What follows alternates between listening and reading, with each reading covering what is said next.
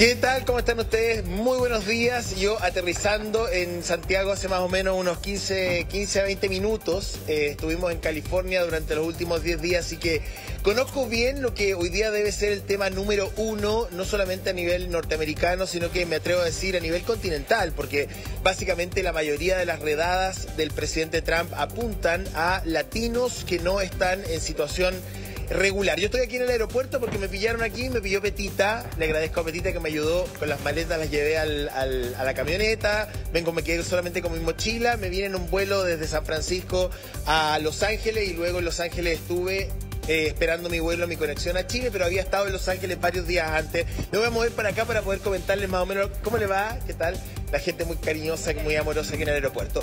Mira, a ver, hay varias cosas que me gustaría decir y complementar un poquito desde mi experiencia, lo que vi, lo que percibí, lo que pude leer desde el periodismo, desde la visión más social y ciudadana, no tantos datos que tienen los diarios y la televisión en general.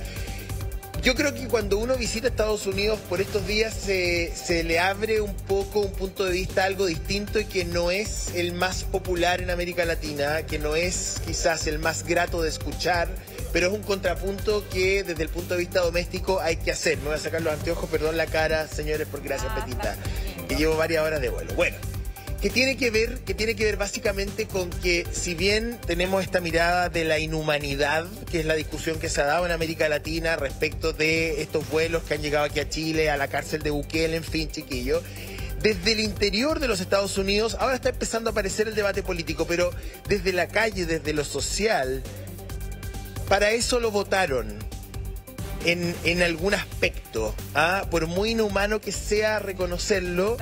Cuando uno conversa con la gente en la calle, y estoy haciendo un contrapunto, no estoy haciendo un juicio de valor, da lo mismo lo que yo opine. Estoy solamente transmitiendo lo que uno puede escuchar en los debates, en los debates en un café, en los debates en un restaurante, en un colegio, en una iglesia, en un parque de diversión, en un centro comercial. ¿Para qué votaron a Donald Trump si no era para hacer lo que siempre dijo que iba a hacer? Por lo tanto, tiene toda una lista, por supuesto, que inhumana, que dolorosa. Bueno, lo que pasa es que, ¿sabes qué, Karim? Nosotros en América Latina estamos acostumbrados a que los políticos prometen algo en campaña y luego se ponen otra chaqueta cuando están en el poder. En el caso de Donald Trump, y no es que yo lo esté defendiendo, pero nunca ocultó durante toda la campaña la intención de generar esta redada y generar deportación. Entonces, hoy día nos asombramos, sí, porque nos toca, porque son muchos, sí, pues, porque son compatriotas nuestros, muchos de ellos. Son amigos latinoamericanos, compañeros latinoamericanos, pero el votante de la última elección en los Estados Unidos dice, para eso yo lo voté, José, pero para yo que creo llevara que adelante esto. Sí, pero lo que y se esa cuestiona es la carta con la cual se defiende él, José, de los ataques políticos. ¿Sí? Lo que se cuestiona no es el fondo, es la forma en cómo se está llevando a cabo esto, la manera en cómo se está haciendo. Bueno, y el José puede contar ahí a lo mejor algún mira, testimonio, sí, porque te tocó presenciar situaciones bien complejas, José. ¿Qué fue lo que viste tú? Cuéntanos un poquito de eso. Claro, a ver, mira, yo estaba en un restaurante, las redadas son así. Primero, son muy sorpresivas. Segundo, son muy de gran escala. O sea, no entran 3 agentes a decir, perdón, permiso, ¿puedo conversar con el administrador del local? No, no es así. Una redada. Entran 25 agentes, entran directamente a la cocina con una orden de deportación que tiene más o menos un margen de 30 a 35 días. O sea, llegan con la orden de deportación a advertir y va a llevar a esa persona. Depende del estado en todo caso. Estados Unidos no tiene un marco federal de migración. Hay mucha decisión que pasa por los congresos estatales. Algunos estados comprometen la deportación inmediata, o sea, del lugar donde estés al aeropuerto y adiós. ¿Qué es lo que le pasó a esta centros de chica detención, chilena? como lo hemos hablado muchas veces. Probablemente a Catalina, ¿no? A Y otros te dan Torres, un plazo de 30 a 35 días. Entonces yo estaba comiendo, Karen, en un restaurante de comida rápida, así una plaza de comidas, para que ustedes me entiendan. O sea, con mi bandejita y qué sé yo. Entran en un patio de comida, en un centro comercial pequeño. Entran, esto en Santa Bárbara o Pasadena, ya no me acuerdo, pero en algún punto entre Los Ángeles y San Francisco. Entran 25 agentes, sacan a las 3 personas que están en la cocina. Uno se queda entrevistando al administrador local de saber por qué estaban contratados de esa forma, se los llevan, hay una suerte de resistencia en algunos casos, pero Pero a mí, más que llamarme la atención la deportación en sí o la redada en sí, que es muy violenta, porque tú estás comiendo y entran 25 agentes, me llamó la atención, y ahí es donde yo les hice el contrapunto inicial de este despacho. La reacción de la gente. La gente, al menos en lo que uno puede ver, siguió exactamente haciendo lo mismo que estaba haciendo antes de la redada.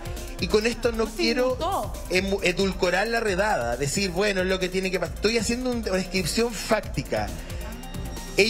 La gente no saca un teléfono para grabar, muy poco. La gente no habla con los agentes de migración. La gente espera que se lleven a esas 2 o 3 personas. ¿Es cruel?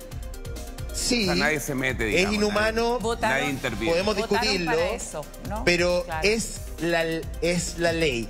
Y hay otra cosa que me gustaría decir, que también una experiencia quiero contar. En la televisión hay un permanente información en pro y en contra de la deportación. Campañas que te dicen qué tienes que hacer si un agente de migración te pide tus documentos, qué es lo que le tienes que mostrar, cuáles son tus derechos. Principalmente las cadenas latinas están haciendo ese trabajo como de contención informativa para la comunidad de latinos que podría eventualmente ser deportado, ¿verdad? Y yo estaba viendo uno de los tantos casos de personas que están acudiendo a los medios de comunicación pidiendo ayuda.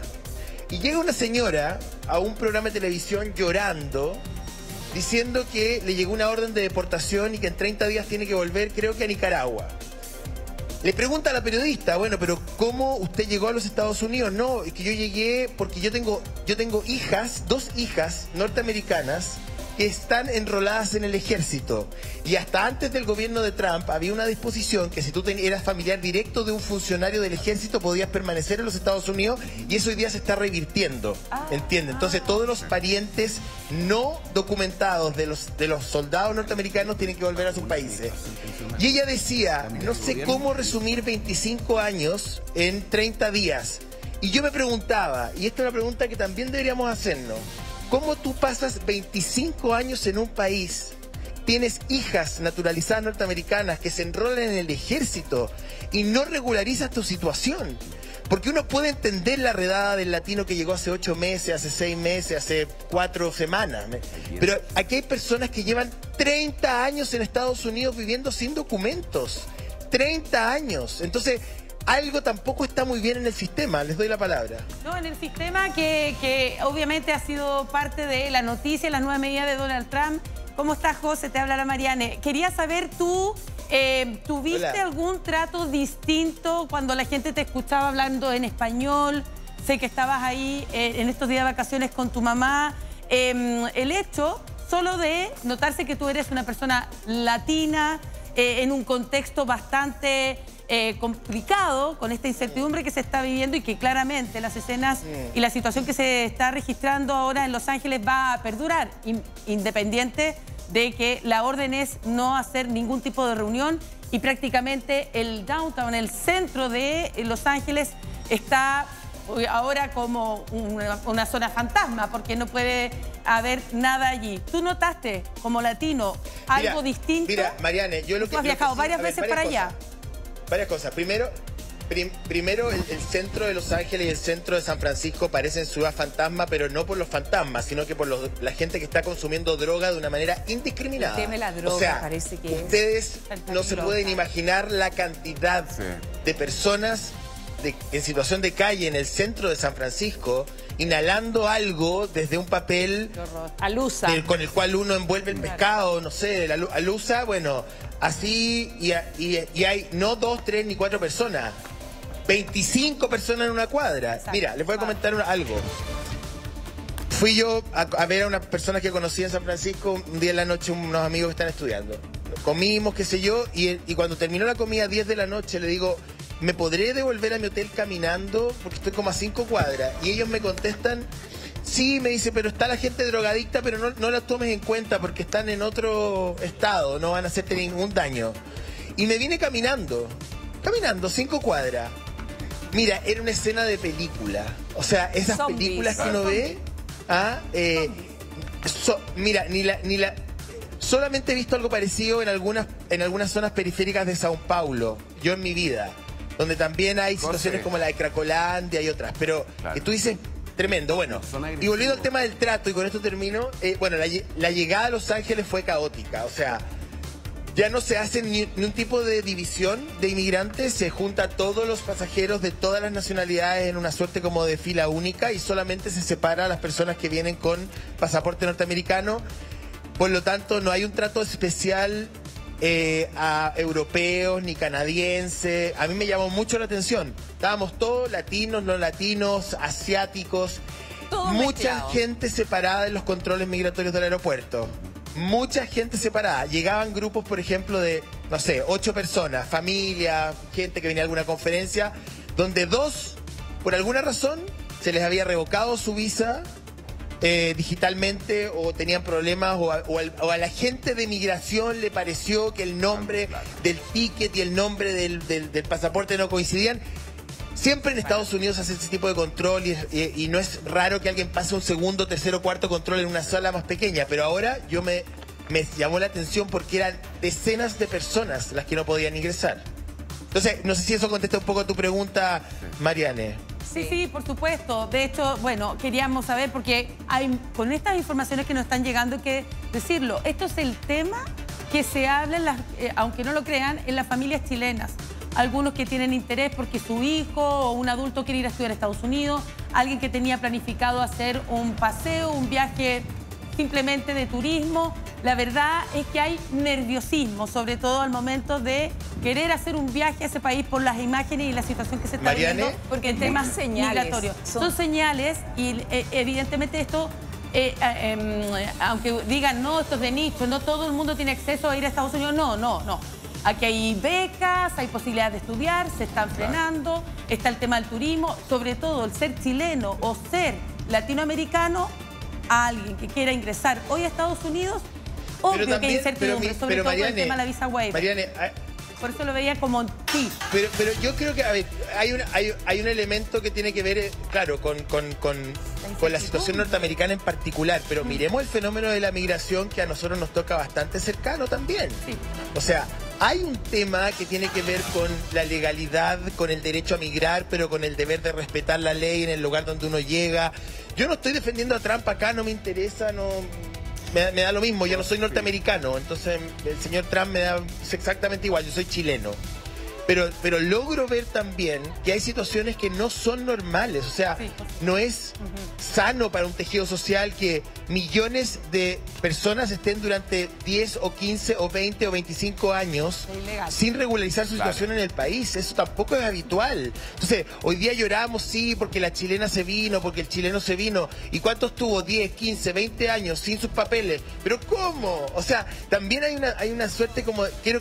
Les estoy tratando de mostrar el otro lado. ¿Te fijas? Que a lo mejor Trump tiene mala prensa porque de amable no tiene nada. Pero hay que también mirar el fenómeno en su conjunto, ¿cachai? Desde esa perspectiva. Ahora, hubo una discusión durante la semana porque este es el tema no solamente que habla las familias chilenas, sino que evidentemente también es el tema número 1 en los Estados Unidos. Se le preguntó al secretario de Estado, a quien entiendo que el presidente Boric no le contestó el teléfono. Sí, claro. A Marco Rubio. ¿Le contestó? No le contestó. Cubana. Ya, bueno. A Marco Rubio, bueno. Lo mandó a Jorge Ramos, que es un periodista de la... Jorge Ramos, que es un periodista muy conocido latino, le pregunta, bueno, le dice, señor Marco Rubio, su abuelo llegó acá indocumentado del año 61 y vivió hasta el año 67 sin papeles y luego se logró regularizar por la llamada ley de ajuste cubano que ustedes deben conocer. ¿Cómo creería usted que su abuelo tomaría estas medidas? O sea, ¿cómo usted como secretario de Estado puede apoyar una situación que hace 50 o 60 años atrás hubiese tenido a su abuelo en una balsa de vuelta para Cuba?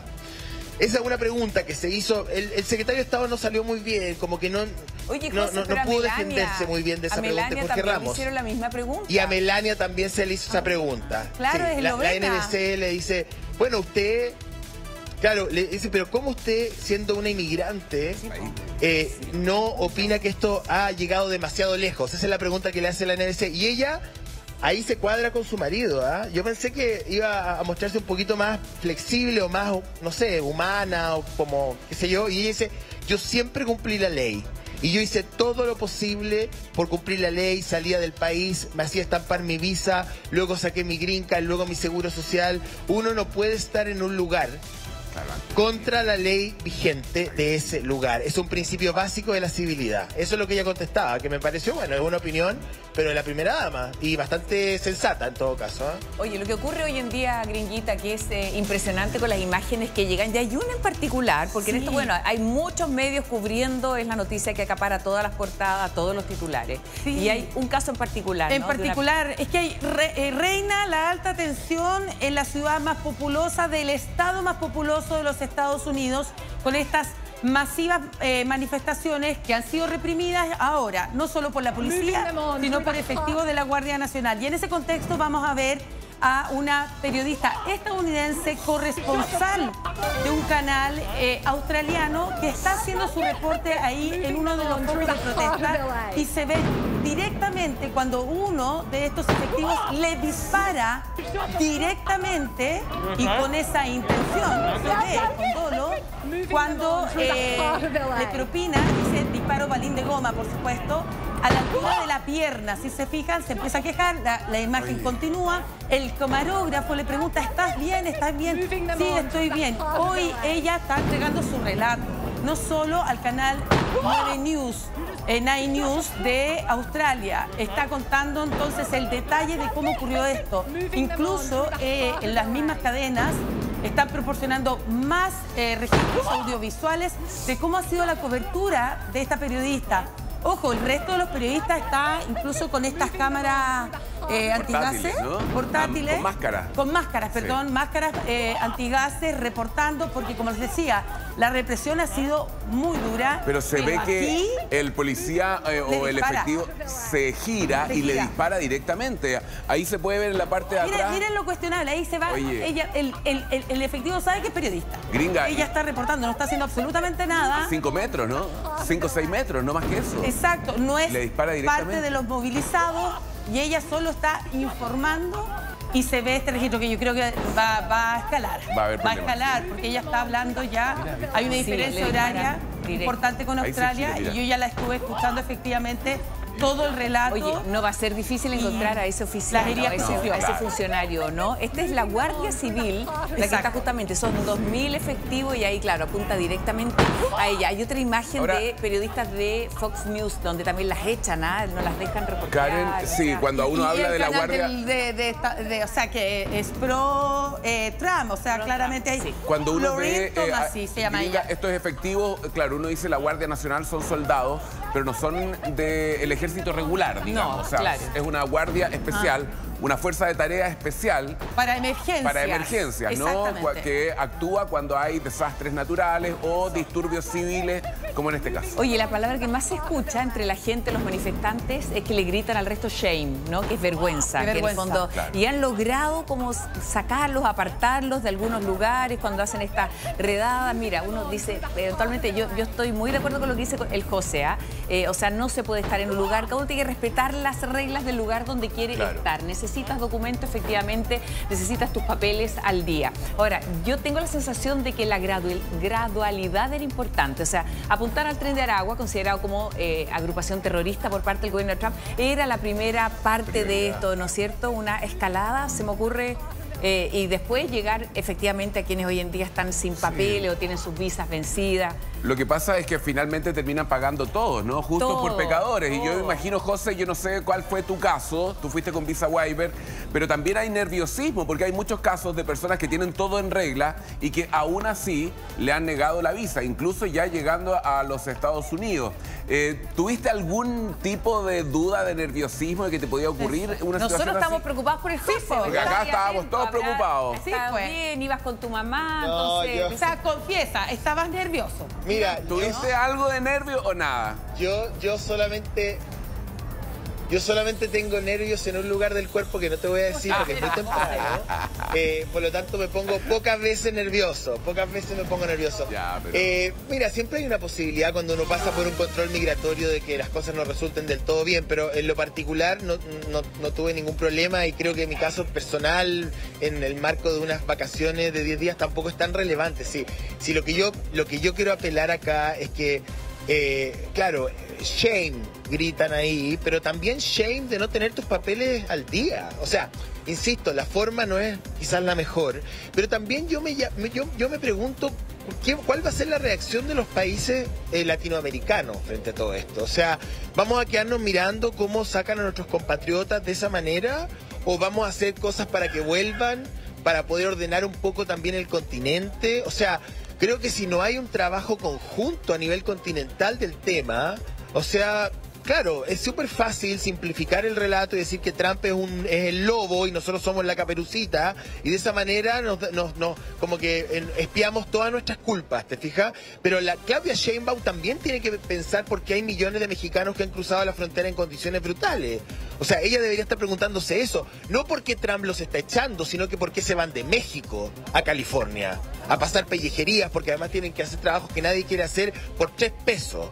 ¿Me entienden o no? O sea, prefieren estar en esas condiciones en Los Ángeles o San Francisco que viviendo en Michoacán, en Sinaloa o en Ciudad Juárez. Entonces yo creo que también hay que mirar la cosa al revés. O sea, está bien, cada uno puede migrar donde quiera y las razones son personales, pero cuando tú ves el fenómeno global, tú dices, bueno, si aquí hay millones de personas que están saliendo de tal o cual país, el problema no es solamente el país de destino, sino que también el país de origen. Y yo aquí no veo a ninguno de los presidentes latinoamericanos, y digo a ninguno, no hago ninguna excepción, de que estén evaluándolo desde esa perspectiva. O sea, se han ido por el camino fácil de apuntar directamente a Donald Trump con el dedo.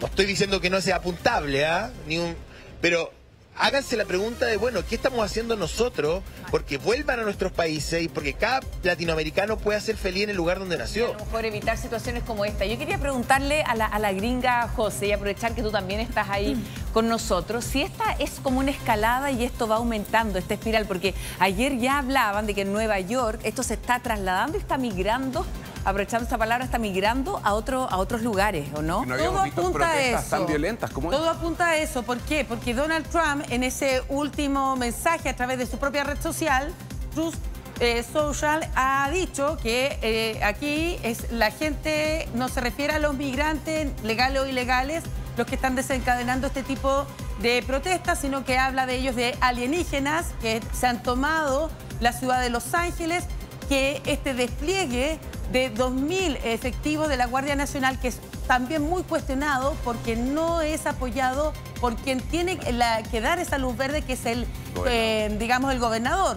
Estamos hablando del Estado demócrata, pero por excelencia y por historia. Siempre el Estado de California ha sido demócrata, salvo la excepción de que en su momento el gobernador, digamos, fue Arnold Schwarzenegger, fue gobernador, pero el resto, porque es republicano, pero siempre ha sido un Estado demócrata. Entonces hay una división respecto a lo que se están tomando como medida entre republicano y demócrata muy clara. En segundo lugar, lo que dice Donald Trump de esta ciudad tomada por alienígenas da pie a que es lo que se está investigando, cómo él da luz verde y se pasa la normativa para poder llevar esos efectivos, da también en esa dirección que esto va a seguir replicándose en otros estados y ciudades tan populares, como dices tú. A ver, escenas de este tipo en el último tiempo solo se habían visto para las masivas protestas por la muerte de George Floyd, un afroamericano a manos de policías de raza blanca. Eso hizo un despertar, ustedes recordarán, hace unos años atrás, en distintas ciudades, donde hubo el mismo despliegue de la Guardia Nacional en situaciones que no tienen que ver con fenómeno meteorológico o lo que estábamos hablando.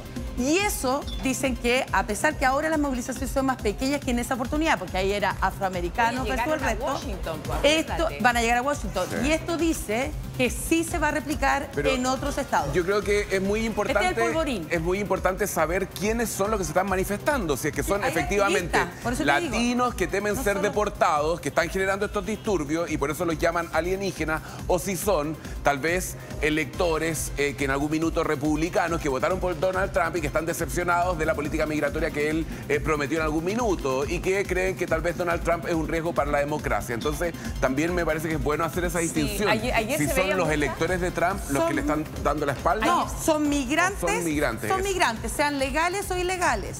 Son activistas y también gente que comulga más con el Partido Demócrata. Oye, ayer se veían, José, muchas banderas mexicanas, andaban en motos, hicieron ahí, ¿no es cierto? Claro, recorrían distintos lugares, ¿no? Lo que pasa es que California, o sea, la población, la comunidad mexicana es la más grande fuera de México.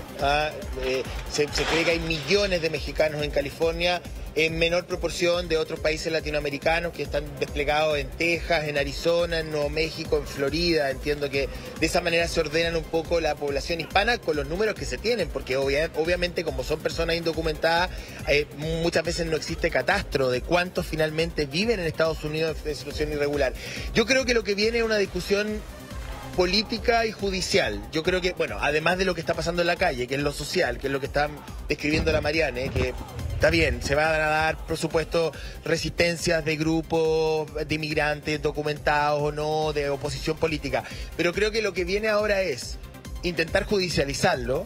O sea, yo creo que se va a intentar proteger a los migrantes o tratar de que las deportaciones sean, digamos, en otras condiciones. Entonces eso va a llegar a la Corte Suprema de Justicia sin duda.